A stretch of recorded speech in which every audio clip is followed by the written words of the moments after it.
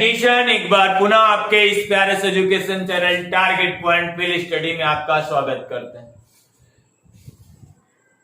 कक्षा 11 के न्यूटन गति विषयक नियमों वाले चैप्टर पे बात हो रही थी हमारे, यानी मोशंस ऑफ लॉ पे गति के नियम वाले इकाई यूनिट पे मैं आपसे बातें कर रहा था, जिसके प्रीवियस लेक्चर में हम लोगों ने पढ़ा वहां पर न्यूटन्स फर्स्ट लॉ को। उसी केस को आज आगे बढ़ाते हुए आज हम न्यूटन्स के सेकंड लॉ को डिस्कशन करेंगे और कैसे कैसे एलिमेंट्स इसके अंदर आ रहे हैं उन सारे एलिमेंट को अध्ययन करेंगे। सबसे पहले उस नियम को पढ़ने से पहले हम क्या करते हैं कि संवेग को पढ़ लेते हैं, मोमेंटम क्या होता है उसे पढ़ते हुए फिर सेकंड लॉ पे हम डिस्कशन करेंगे। तो जल्दी से नोट्स निकाल लें, कॉपी किताब निकाल के नोट्स खुद से बनाना स्टार्ट करें। आइए देखते हैं संवेग क्या होता है, मोमेंटम जिसे कहते हैं, संवेग क्या होता है। संवेग किसी वस्तु के द्रव्यमान तथा वेग के गुणनफल को वस्तु का संवेग कहते हैं। P बराबर m इंटू v। किसी वस्तु का संवेग क्या होगा, किसी वस्तु के द्रव्यमान और वेग का गुणनफल। किसी वस्तु के द्रव्यमान और वेग का गुणनफल संवेग कहलाता है। ठीक है, तो अब देखो इस पे हम डिस्कस करें तो किसी वस्तु का द्रव्यमान, यानी किसी वस्तु का द्रव्यमान तथा वेग का गुणनफल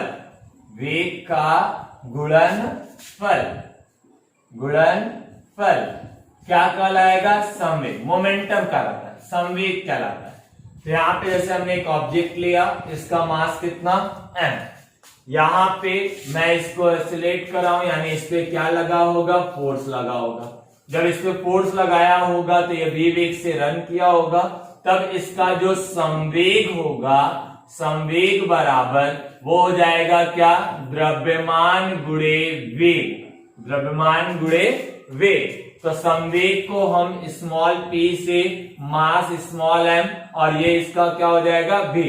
हमें पता है कि संवेग कैसी राशि है, संवेग एक सदिश राशि, वेक्टर क्वांटिटी है, सदिश राशि है। ठीक है, अब जब सदिश है तो हम इसको वेक्टर p से और m ये वेक्टर किससे हो जाएगा, v से। तो ये आपका होता है संवेग। तो संवेग फोर्स की ही एक क्वांटिटी है, किसी ऑब्जेक्ट का एक प्रॉपर्टी है ना, एक गुण है जो उसके मास और उसके वेग, जब वो मोशंस में आता है, जब वो मोशन के अंतर्गत आता है तो उसके वेग और मास का जो गुणनफल होगा वही क्या कहलाएगा, संवेग। न्यूटन सेकंड लॉ में इनकी बहुत बड़ी इंपॉर्टेंस है। तो सबसे पहले हम संवेग की ही इंपॉर्टेंस को समझते हुए चलेंगे। तो संवेग क्या है ना, संवेग क्या है, किसी वस्तु के द्रव्यमान, यानी किसी गतिमान वस्तु के द्रव्यमान और वेग का गुणनफल क्या कहलाएगा, संवेग। हमने मान लिया कि एक ऑब्जेक्ट लिया और उस ऑब्जेक्ट का मास हमने मान लिया m, जिस पर F फोर्स लगाने पर, F बल लगाने पर उसका वेग कितना हो जा रहा है, v। तो मैं आपसे पूछूं उसका संवेग कितना है, तो संवेग बराबर होता है द्रव्यमान गुणे वेग। तो P बराबर m इंटू v। हमें पता है संवेग एक कैसी राशि है, सदिश राशि है। तो सदिश राशि है इसलिए संवेग वेक्टर v बराबर हो जाएगा m इंटू v। अब दूसरी बात को समझते हुए आगे की तरफ चलेंगे। संवेग के ही केस में तो संवेग हमारे ये हो गया, इनके मात्रक को भी समझ लेते हैं। तो संवेग की जो मात्रक है, यूनिट है, तो यहाँ p इक्वल टू मास का, यानी मास का जो यूनिट होता है वो होता है किलोग्राम ना, ये हो गया किलोग्राम, और इनटू वेग का मात्रा होगा मीटर पर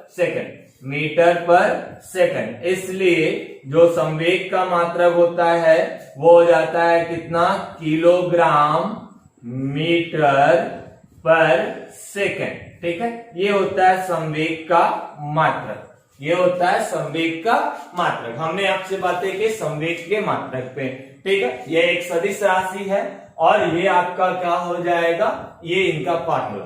अब दूसरी बात, यदि मैं इनके बीमा पे बात करूं, डायमेंशंस पे बातें मैं करूं, तो ये बीमा इनकी हो जाएगी कितनी, संवेग बराबर ना मास का कितना हो जाएगा हमारे पास m, वेलोसिटी का हमें पता होता है, वेलोसिटी का हमें पता है क्या होता है वेलोसिटी का मीटर पर सेकेंड, तो ये होता है LT के पावर -1, इसलिए P बराबर हो जाता है क्या mLT के पावर -1। तो ये संवेग की विमा हो गई।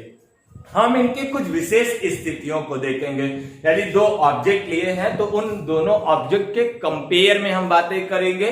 तो ये आपका रहा संवेग। अब इनके कुछ इंपॉर्टेंट चीजों को हम नोट करते हैं, तो इसी बातें आप पहले नोट कर ले, तो हम अगली हेडिंग लगाएंगे कुछ विशेष स्थितियां कि जब दो ऑब्जेक्ट एक साथ मोशन कर रहा हो तो उनके संवेग उनके मासों पे, उनके वेलोसिटीज पे किस प्रकार से निर्भर कर रहा है, क्योंकि हमें ऐसा दिख रहा है कि P डिपेंड ऑन मोमेंटम और डिपेंड एंड V, तो किस प्रकार से डिपेंड कर रहा है उन चीजों पे हम अध्ययन करेंगे।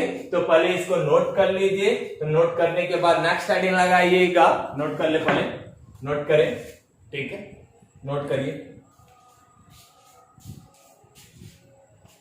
चलिए आइए देखते, पॉज करके नोट कर लिया कीजिए, ठीक है। ये आपका हो गया मोमेंटम। मोमेंटम किसे कहते हैं ये बातें समझ में आ गई। संवेग किसे कह रहे हैं, तो अब संवेग की ही स्थिति को हम समझते हैं ना बारी बारी। तो संवेग की स्थिति को समझेंगे क्या होगा। साइड में मैं संवेग का फॉर्मूला लिख देता हूं। तो संवेग बराबर होगा m इंटू कितना हो जाएगा v, यही संवेग का होता है फॉर्मूला। यदि मैं इसमें नोट करके कंडीशंस को लिखिएगा, यानी फर्स्ट केस की मैं बातें करूं, यदि हमारे पास दो ऑब्जेक्ट है, मान लीजिए दो ऑब्जेक्ट है, यानी दो वस्तु हमने ले लिया, एक का मास हमने m1 ले लिया, एक का मास हमने m2 ले लिया, एक का मास हमने m1 ले लिया, एक का मास हमने m2 ले लिया।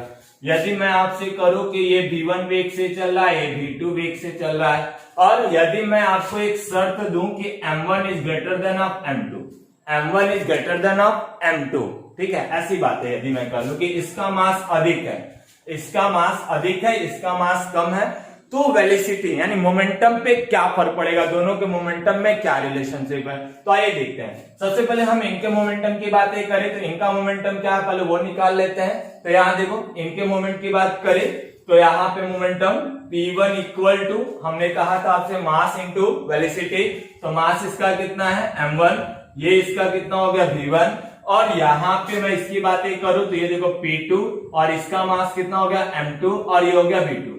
यदि मैं इन तरीकों पे, यदि मैं इनको इक्वेशन नंबर फर्स्ट कह लूं, इक्वेशन नंबर सेकंड कह लूं, ठीक है, तो यहाँ पे हम P1 और बटे में क्या कर लूं P2, दोनों में यदि भाग दे दूं, समीकरण नंबर 1 डिवाइडेड बाय समीकरण नंबर 2, तो यहां से यदि मैं भाग दूं तो P1 बटे P2 बराबर m1 v1 अपॉन में क्या हो जाएगा m2 v2। ये रिलेशनशिप इनके दो ऑब्जेक्ट के रेशियो के बीच होता है। चलो अब इसमें हम छोटे छोटे एलिमेंट्स को डालकर देखते हैं।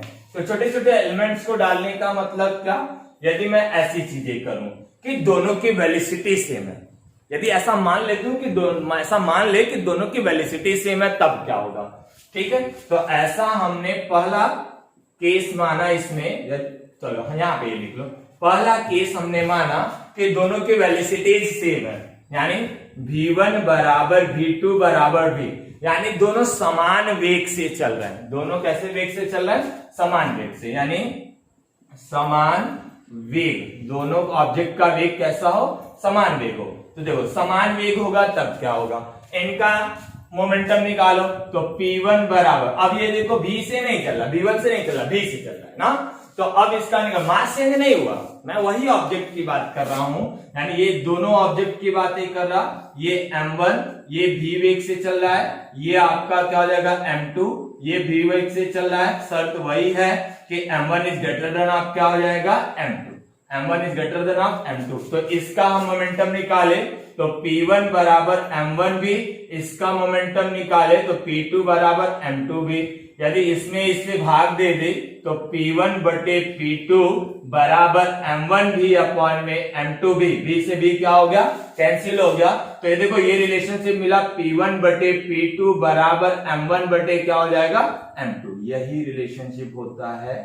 यानी इससे एक बात स्पष्ट हो रही है, वो बातें समझो, इससे एक बात स्पष्ट हो रही है कि जो मोमेंटम है वो मास के, यानी मैं ऐसी बातें कह दूं अर्थात करके मोमेंटम डायरेक्टली प्रोपोर्शनल है किसके, मास के।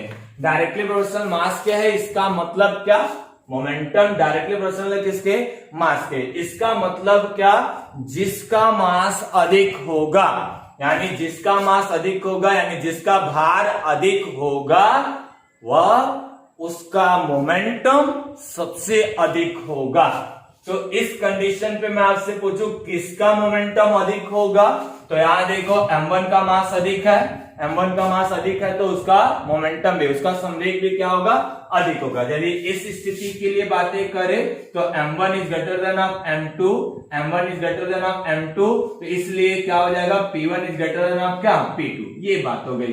यानी इनमें जो संबंध आता है, इनमें जो संबंध आता है वो क्या है कि भारी वाले मास का, यानी जब दो पार्टिकल सेम वेलोसिटी के साथ रन करे, चले सेम वेलोसिटी के साथ, तो उनका संवेग उनके द्रव्यमानों के, उनके संवेग का अनुपात उनके द्रव्यमानों के अनुपात के अनुक्रमानुपाती होता है। यानी सीधा सीधा मतलब किसी भी ऑब्जेक्ट का जो संवेग होगा वो उसके मास पे कुछ ऐसा डिपेंड करता है कि मास जितना बढ़ता जाएगा संवेग उतना बढ़ता जाएगा। ठीक है, तो ये इसका पहला केस हो गया। ठीक है, ये इसकी पहली केस हो गई। तो इस बात को नोट करो। तो मैं अगले केस को डिस्कस करूं। अभी हमने क्या किया है कि मास को, वेलोसिटी को सेम रखा है, वेलोसिटी को सेम रखा है। तो अभी इस बात को नोट करो तो आगे की तरफ चले, नोट करो। चलिए ये दूसरा देखते हैं, दूसरे केस को समझते हैं। अब देखो हमने क्या करा, यहां वेलोसिटी सेम रखा। अब एक बार हम ऐसा कर रहे हैं कि मोमेंटम ही सेम रख के देखा। मोमेंटम, यदि मान ले ऐसा कि दोनों का मोमेंटम सेम है, दोनों का मोमेंटम सेम है, ऐसा मान के चलते हैं।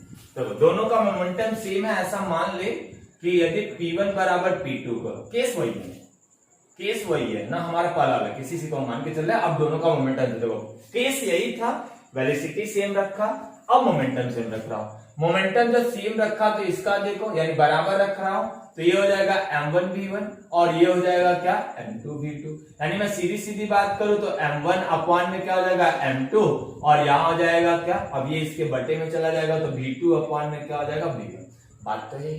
अब देखो यहां पे जो इनके बीच रिलेशनशिप मिल रहा है, ध्यान से देखो, यहां पे m1 v1 m2 v2, यानी ये इसके नीचे आया, v1 इसके नीचे गया तो v2। यानी यहां जो मास है, मास अधिक होने पर वेलोसिटी उसकी क्या हो जाएगी, कम हो जाएगी। मास अधिक होने पर वेलोसिटी उसकी क्या हो जाएगी, कम हो जाएगी। ऐसा दिख रहा है क्या, ऐसा ही यहां रिप्रेजेंट हो रहा है, मास अधिक हो रहा है। यहां पे देखो m1 v1 इक्वल टू, अब से उन सब चीजों को भी साइड में रखो, बस रिलेशनशिप जो मिला उसको देख के चलो। ठीक है, क्या थीम मिल रहा है आप इसको बस पकड़ के चलना ना, इन सब चीजों को थीम पकड़ के चलना कि m1 अपॉन में m2, v2 अपॉन में क्या हो गया, v1। यदि तीसरे केस की मैं आपसे बातें करूं तो आप एक बार वेग को समान किया है और एक बार क्या कर रहा है, मोमेंटम को समान किए हो। अब एक बार हम मास को समान करके देख लें। यदि मास समान होगा तो क्या होगा, यानी m1 बराबर m2 के हो जाए, केस यही कंसीडर करो तो p1 बटे p2, mv1 अपॉन में क्या हो जाएगा, mv2, तो कैंसिल, तो p1 अपॉन में p2 equal to v1 upon में क्या हो जाएगा, v2। अब देखो इजी है, यानी अब जिसका वेलोसिटी ज्यादा उसका मोमेंटम भी ज्यादा, जिसकी वेलोसिटी ज्यादा उसका मोमेंटम भी क्या होगा, ज्यादा होगा। देखो बात समझ आ रही, यही होता है। और यदि मैं मोमेंट इनकी बातें करूं कि ये बराबर होते हैं तो ये कांस्टेंट के साथ चले जाते हैं। इनके केस की बातें करूं d, तो ये आपका हो जाएगा कितना, m इंटू v। जब ये बराबर होगा तो ये बराबर क्या हो जाता है, स्थिरांक, ये बराबर हो जाता है स्थिरांक। ये केसेस थे आपके संवेग के। ठीक है, ये सब केसेस थे किसके, संवेग के। तो संवेग के बारे में इतनी बातें पढ़ा, संवेग किसे कहते हैं ये बातें समझ में आई। अब हम चलेंगे क्या, न्यूटन्स के सेकंड लॉ ऑफ मोशन पे ना। सेकंड लॉ ऑफ मोशन क्या है, न्यूटन की गति विषयक द्वितीय नियम पे। तो इसको बहुत जल्दी से उतारो तो हम अगले वेलोसिटी पे चलते हैं, अगले नियम पे चलते हैं, सॉरी वेलोसिटी कह रहा, क्या अगले नियम की तरफ चलते हैं। क्या होता है जल्दी से उतारे, हो गया, पॉज करके नोट कर लिया कीजिए। ठीक है, चलो हम आगे की तरफ चलते हैं। अब आगे की तरफ चलते हैं, देखते हैं क्या होता है। न्यूटन के गति विषयक द्वितीय नियम की मैं आपसे बातें करूं, न्यूटन के गति विषयक द्वितीय नियम पे यदि मैं आपसे बातें करूं तो देखिए क्या क्या रिजल्ट हमें मिल रहा ना, क्या क्या रिजल्ट मिलेगा उस चीजों को देखो। न्यूटन का बल, हेडिंग लगाइएगा, न्यूटन के गति विषयक नियम, न्यूटन के गति विषयक द्वितीय नियम। फर्स्ट वाले को मैंने प्रीवियस सेक्शन में बात किया था, उसके लिंक को मैं डिस्क्रिप्शन में डाल दूंगा, जितने लोग नहीं पढ़े होंगे वहां से विजिट कर लेंगे, ठीक है। द्वितीय नियम, चलो इस बात को समझते हैं। इसमें न्यूटन ने क्या कहा, देखो न्यूटन ने सीधी सीधी बात कही ना, न्यूटन के इस स्टेटमेंट में ना, देखिए स्क्रीन पे देखें, किसी वस्तु पर लगाया गया बल उसके संवेग परिवर्तन के दर के समानुपातिक होता है। F बराबर delta P by delta T और F बराबर M इंटू। न्यूटन किस तरीके से बातें क्या, न्यूटन ने क्या कहा कि जब किसी पिंड का यानी किसी पिंड पर लगने वाला बल, किसी पिंड पर लगने वाला बल उनके संवेग परिवर्तन की दर के अनुक्रमानुपाती होता है, उनके संवेग परिवर्तन की दर के अनुक्रमानुपाती होता है। अभी अभी स्क्रीन पर डिस्प्ले हुआ था थोड़ी देर पहले, तो उस पर हमने डिफिनेशन में भी देखा। डिफिनेशन क्या था, उनके लॉ को हमने पढ़ा, जिसमें उन्होंने कहा कि लगने वाला किसी ऑब्जेक्ट पे लगने वाला जो बल है, किसी ऑब्जेक्ट पे लगने वाला जो बल है, उनके रेट ऑफ मोमेंटम, उसका यानी उनका मोमेंट किस प्रकार से चेंज हो रहा है, उनके डायरेक्टली प्रोपोर्शनल है। आइए इस बात को समझते हैं क्या हो रहा है। यानी मैं एक ऑब्जेक्ट कंसीडर करूं, ऑब्जेक्ट कंसीडर किया और इस ऑब्जेक्ट का मास हमने मान लिया m, ठीक है। मैं ऐसा मान के चल रहा हूं कि इनकी इनिशियल वेलोसिटी u है, इनकी इनिशियल वेलोसिटी u है, और ये इस पे हमने कुछ फोर्स लगाया F, इस पे हमने एक फोर्स लगाया F। जब F फोर्स लगाया तो ये रन करके यानी गति करके ऑब्जेक्ट यहां पहुंचता है। जब यहां पहुंचता है तो मास में गिरावट अभी नहीं आई, मास में चेंज नहीं आया, अभी मैं मास में चेंज नहीं कर रहा हूं, ठीक है। तो अब देखो ये यहां आया, ठीक है, मास में चेंज नहीं हुआ, ये नहीं क्या हो गया, मास में चेंज होगा जब हम किसी वस्तु को उठा के, जब किसी वस्तु को खींच के यहां ऐसे ले आते हैं ना, तो मास बदलता है, बहुत थोड़ा बदलता है, और इतना छोटा सा मान बदलता है जिसको हम नेग्लिजिबल कर सकते हैं, नेग्लेक्ट कर सकते हैं। कैसे बढ़ रहा है अभी मैं बातें करूंगा, ठीक है। क्यों बढ़ रहा है, यानी जब कोई वस्तु मोशन में जैसे आती है उसकी वेलोसिटी बढ़ जाती है, सॉरी उसका मास बढ़ जाता है। तो उस बात को हम अभी समझाएंगे आपको, तो लेकिन अभी हमने मास को कांस्टेंट रखा है, क्योंकि यहां जो वृद्धि मास में हुई बहुत छोटी हुई है, बहुत ज्यादा छोटी हुई है ना, जिसको हम इग्नोर कर रहे हैं, नेग्लिजिबल कर रहे हैं ना। तो याद देखो यहां पे जब इस पे फोर्स लगाया यानी इस पार्टिकल को धक्का दिया, धक्का देने पे इसकी वेलोसिटी चेंज हो गई और ये v हो गया। यदि मैं आपसे बातें करूं कि रेट यानी उसके मोमेंटम में क्या चेंज आया, उसके मोमेंटम में क्या चेंज आया, तो उस बात को देखो, उसके मोमेंटम में क्या चेंज आया। तो मैं इनिशियल मोमेंटम की बातें करूं यानी प्रारंभिक संवेग की मैं आपसे बातें करूं, तो संवेग बराबर यानी P1, संवेग बराबर अभी अभी पढ़ा था, संवेग बराबर द्रव्यमान गुणे क्या समय, सॉरी वेग। तो द्रव्यमान कितना यहाँ पे है m, वेग कितना यहाँ पे u। यदि मैं अंतिम फाइनल की बातें करूं, इसको इनिशियल कर लीजिए, यानी मैं अंतिम संवेग की बातें मैं आपसे करूं, तो Pf equal to final momentum, ये इसका क्या हो जाएगा m इंटू v। यहां से यहां जब आया है तो वो जो चेंजेस आ रहा है, जो चेंज आ रहा है, वो चेंज आने में उसको मान लेते हैं t समय लगा। कितना समय लगा, t समय। और ये भी हम यही मान के चल रहे हैं कि इस दौरान जो ऑब्जेक्ट था वो एक्सेलरेट हो गया a से। इन सब चीजों को हम मान के चल रहे हैं, ठीक है। तो यहां पे न्यूटन के सेकंड लॉ ऑफ मोशन की मैं बातें करूं, तो न्यूटन ने आपसे क्या कहा, न्यूटन ने द्वितीय विषयक नियम में यही कहा कि किसी वस्तु पे लगने वाला बल, किसी वस्तु पर लगने वाला बल यानी बल, उनके मोमेंटम, चेंज ऑफ मोमेंटम के यानी rate of change of momentum, ऐसे कह लो, यानी उनके संवेग परिवर्तन की दर, संवेग परिवर्तन की दर के अनुक्रमानुपाती, तो देखो directly proportional to delta P by delta T.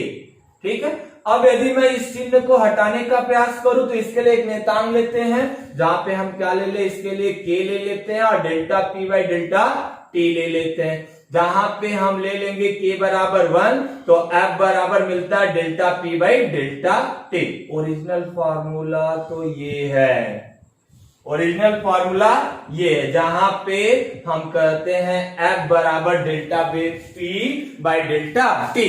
Newton ने ये बातें की। अब देखो मैं इसको डेकोरेट कर रहा हूं, जिसको हम यूज करते हैं वो ये यूज करते हैं, डेल्टा यानी F बराबर delta P by delta T. तो मैं आपसे एक बातें कर दो, डेल्टा पी क्या है, चेंज इन मोमेंटम है, तो चेंज इन मोमेंटम कितना चेंज हुआ है टी टाइम में, तो मैं आपसे बातें करूं तो F बराबर पी फाइनल माइनस पी क्या हो जाएगा, इनिशियल, बटे क्या हो जाएगा डेल T2 माइनस T1, ये बातें कह लो, या सीधा सीधा अभी रहने दीजिए इसको, अभी इसको रहने दीजिए, तो इसके जगह आप ले लीजिए डेल्टा टी।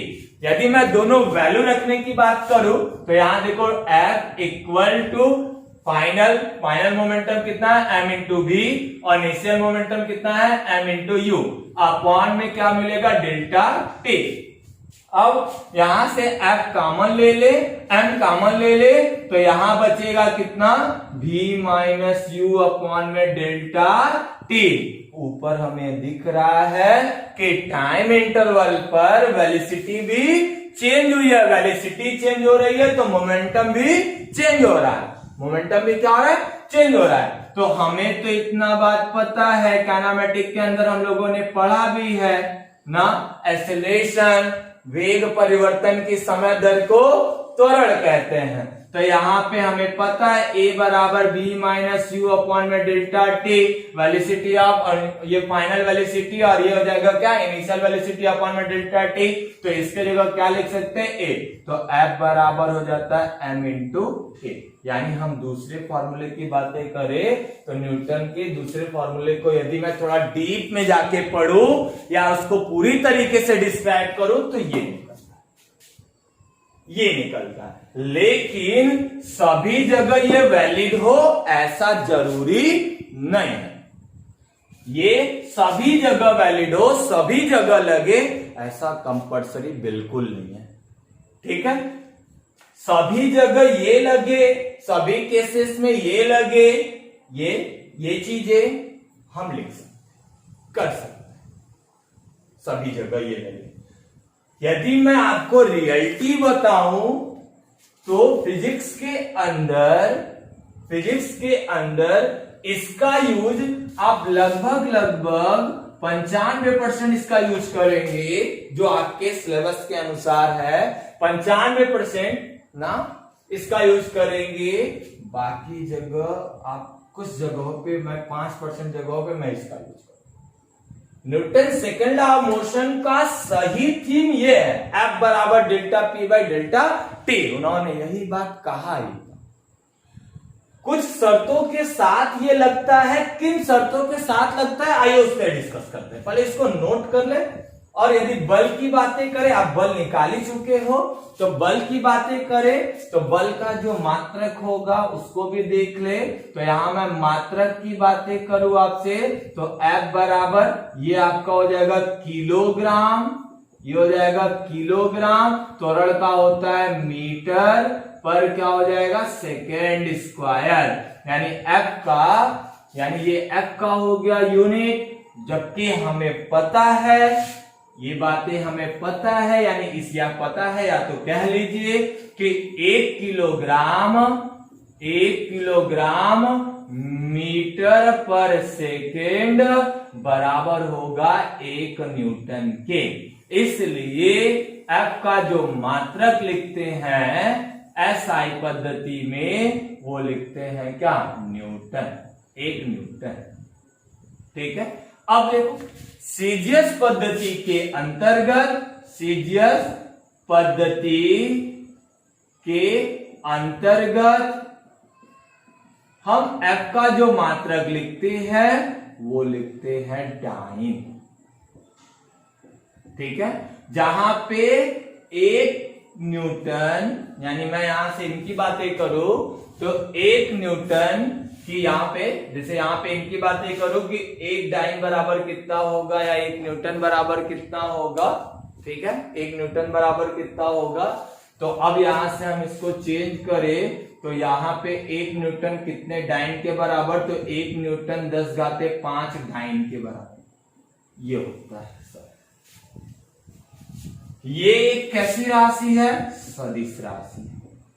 सदिश राशि, क्योंकि बल किसी एक डायरेक्शन में लगता है, सदिश राशि। ठीक है, ये एक कैसी राशि है, सदिश। मैं इनके डायमेंशंस की बातें करूं तो वेक्टर एफ, मास का क्या लिखोगे, m, मास का m। एक्सीलरेशन का हमें पता है lt के पावर -2, तो f बराबर हो जाएगा क्या, mlt के पावर -2। ये इसका एक्सीलरेशन, ये इसका क्या हो गया, एक्सीलरेशन। तो ये हमने निकाला बल और ये न्यूटन का द्वितीय नियम। अब हम लगाएंगे ये कहां वैलिड है और ये कहां वैलिड नहीं, नोट करें।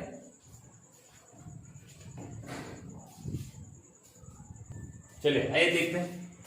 ठीक है, तो हम अब इनकी शर्ती की बात करेंगे, ये कहां लगने वाला, ये कहां लगने वाला, ये 95% 90% वाली बात। चलो बात करते हैं कहां लगने वाले। ठीक है, तो मिटा दें, चलिए मिटा दें। ठीक है, ध्यान से पढ़े, मन लगा के पढ़े, बहुत ज्यादा वाला मन लगा के पढ़े। ठीक है, सब चीज यहां देंगे आपको, कुछ छूटेगा नहीं। ठीक है, आइए देखिए इस बात को समझते हैं, कौन कहां लगेगा।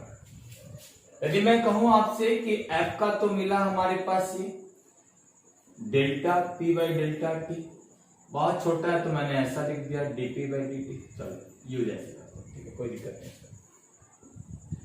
यदि मैं ये बातें करूं F बराबर m×, देखो ये वैलिड कहां के लिए, ये वैलिड कहां, ये तो सब जगह के लिए मास ऑफ डायरेक्शन। ठीक है, देखो ये कब लगेगा, ये तभी संभव है और ये तभी अप्लाई होगा जब मास चेंज नहीं होगा, जब मास चेंज नहीं होगा। हमने आपको डेरिवेशन में दिखाया, आपने इस तरीके से m कॉमन लिया था, m क्या किया था, कॉमन आउट किया। ठीक है, मास को सेम रखा है, इसलिए मैंने आपसे कहा कि ये तभी यूज होगा जब मास हमारा कैसा होगा, नियत होगा। मास हमारा कैसा होगा, नियत, यानी मास नहीं बदलेगा। अभी आपके इस काइनेमेटिक और डायनामिक्स के मिक्स को यदि बातें करूं तो उस कंडीशन पे आपके 95% केसेस में मैं इसका यूज कर सकता हूं। क्यों, उस बात को आप समझो, क्यों कर सकते हो। मुझे पता है कि m बराबर m0 में √1 - v²/c², ये इसका होता है एक्चुअल मास और ये होता है इसका रेस्ट मास और ये इसका क्या होता है, वेलोसिटी ऑफ इन मीडियम बोल लो, ये लाइट में प्रकाश, यानी ये निर्वात में प्रकाश की चाल, यानी इस मीडियम के अंतर्गत कोई व्यक्ति c के बराबर दौड़ सकता है, लगभग बराबर कह लो या उससे छोटा है, इससे ज्यादा वेग से दौड़ नहीं सकता। एक छोटा सा नोट करके आप लिख ले, जो इस फार्मूले का शॉर्ट कंक्लूजन निकलेगा वो यह कि जब कोई पार्टिकल मूव करेगा, यानी मोशन स्टार्ट करेगा, चलना स्टार्ट करेगा, उसका मास बढ़ जाएगा, उसका मास बढ़ जाएगा। यानी ये ऑब्जेक्ट है, इस पे जब हमने बल लगाया यानी मोशन पे लाया, इसकी वेलोसिटी मान लेते हैं कि 10 मीटर/सेकंड थी, मास वही अभी m मास था।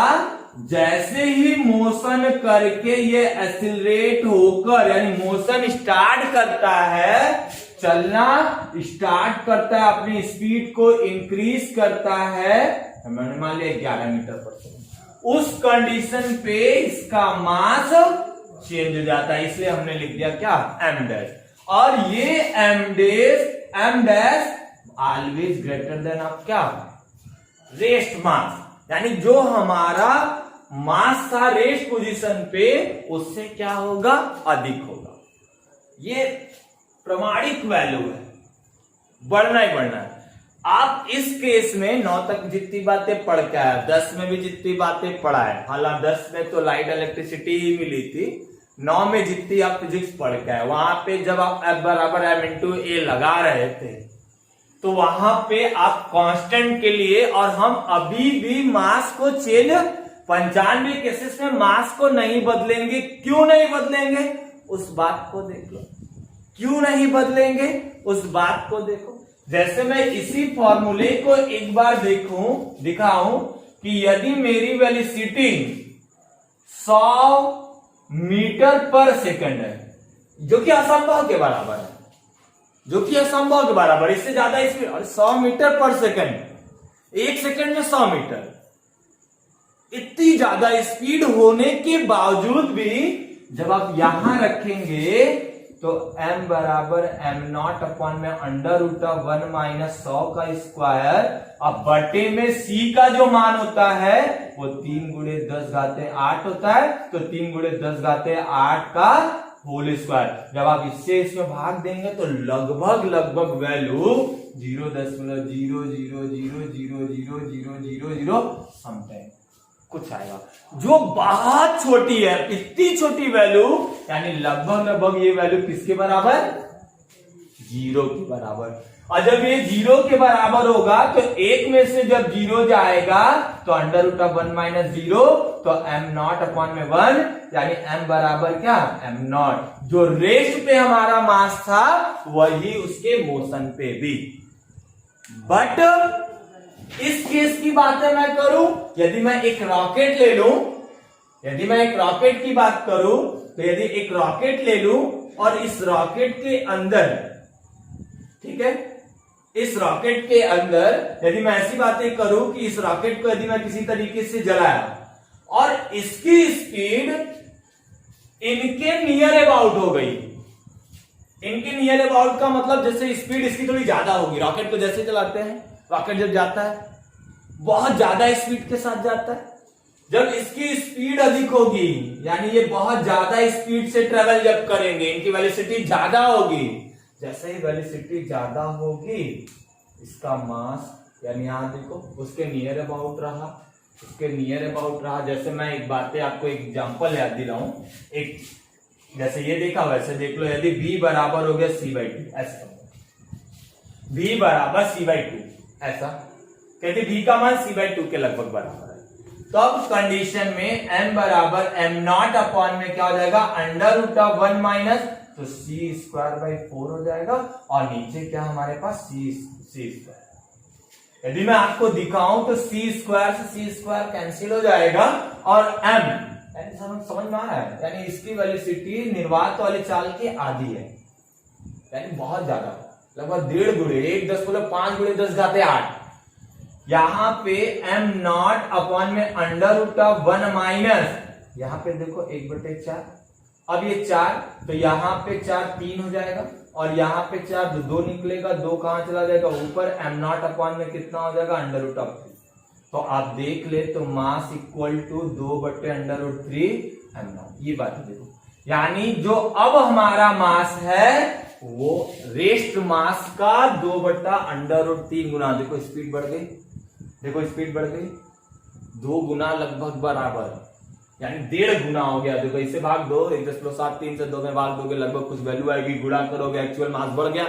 इसीलिए बोल रहा था मैं कि जब कोई पार्टिकल मोशन करता है तो उसकी स्पीड बढ़ती है, और स्पीड बढ़ती है तो मास बढ़ जाता है, और वो मास इस हमारे मुद्दे तक 95% केसेस तक उसके मास को हम इग्नोर, वो वृद्धि इतनी छोटी होती है कि जिसको हम इग्नोर कर सकते हैं, नेग्लिजिबल वैल्यू मिलती है। बट इस केस में, रॉकेट वाले केस में, यानी उसकी स्पीड इतनी ज्यादा है कि नियर अबाउट क्या, लाइट स्पीड के लगभग बराबर या उससे छोटी या आधी है, उस केस में उसकी वेलोसिटी, उसका मास देखो बढ़ जा रहा है। और जब वो मास बढ़ जाएगा, अब देखो ये मास बढ़ गया, जब वो मास बढ़ जाएगा तब ये फॉर्मूला इस पे वैलिड नहीं होगा, वो फॉर्मूला इस पे वैलिड नहीं होगा। क्यों नहीं वैलिड होगा, बात समझ आ रही है? मास चेंज हो गया तो अब जो आप m कॉमन लिए वो कॉमन हो पाएगा क्या? मास दोनों अलग अलग, तो यानी अभी इसका मास हम मान ले कि इसका मास हमारे पास m1 था और इस समय इसकी वेलोसिटी हमने मान ली u, और जैसे ही इसको हमने क्या किया, स्टार्ट किया, इसका मास क्या हो गया m2 और वेलोसिटी हो गई v2। तो अब आप f लगाएंगे तो आपको ये फॉर्मूला लगाना होगा delta p by delta t। तो अब ये हो जाएगा p final minus p initial upon में डेल्टा t। अब आप दोनों वैल्यू निकाल के रख लेंगे। बात समझ में आ रही?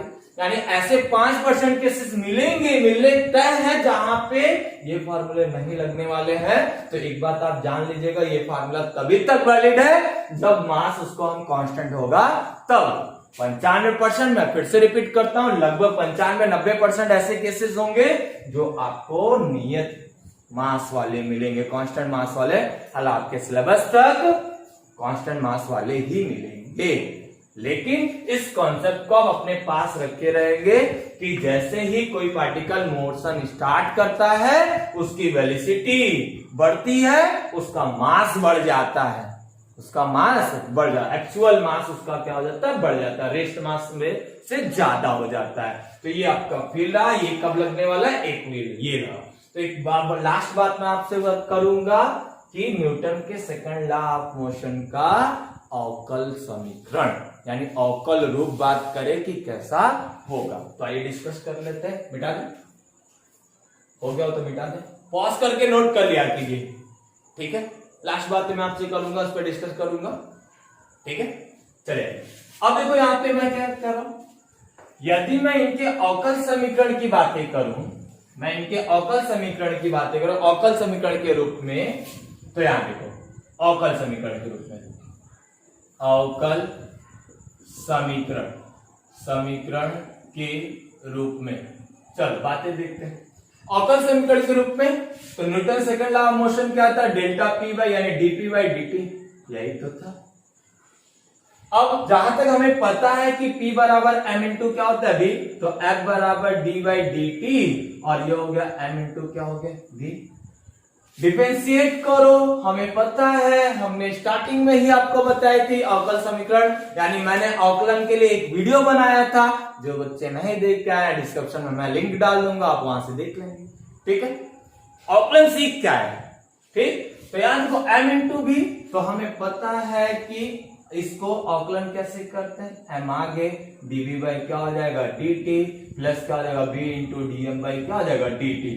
ये सही फार्मूला, और ये आपके किसी भी केसेस के लिए 100% केसेस के लिए जहां मन करे वहां लगा, 100% केसेस के लिए वैलिड है जहां पे आप इसकी बातें करें। एक्चुअल फार्मूला न्यूटन्स का ये, बाकी F बराबर m इंटू ए जो हमने निकाला, हमने आपको दिखाया कहां पे वो अनवैलिड हो जाएगा और कहां पे नहीं, कहां पे वो वैलिड होगा, कहां अनवैलिड होगा, हमने वहां बातें की। तो ये इसका स्वरूप हुआ, ये इसका फॉर्मेट हुआ, F बराबर m dv by dt and v dm by क्या हो गया dt। ये आपका अवकल समीकरण हो गया बल के फॉर्म, ठीक है। तो ये इसी तरीके के कॉन्सेप्ट को आप प्राप्त करने के लिए हमारे चैनल से बने रहिए, ठीक है। तो आज के लिए बस इतना ही, thank you, best of luck, घर रहिए, सुरक्षित रहिए और सुरक्षित रखिए और बहुत ढेर सारा मन लगा के पढ़िए, ठीक है। Thank you.